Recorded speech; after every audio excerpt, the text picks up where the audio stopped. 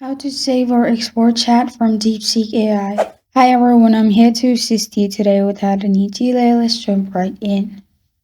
First, open DeepSeek AI on your device. Here, click on two lines at the top left corner of your screen. After you click on two lines at the top left corner of your screen, here, click on the chat which you want to save or export. After you've clicked on the chat, at the bottom of the chat, you'll find an arrow facing upwards. Simply click on the arrow facing upwards. After you've clicked on the arrow facing upwards at the bottom of the chat, click on Create Image. After you click on Create Image at the bottom here, press on Save. After you press on Save, as you can see, Save to Photos, all the chats will be saved to your photos. This is how to save or export chat from DeepSeek AI.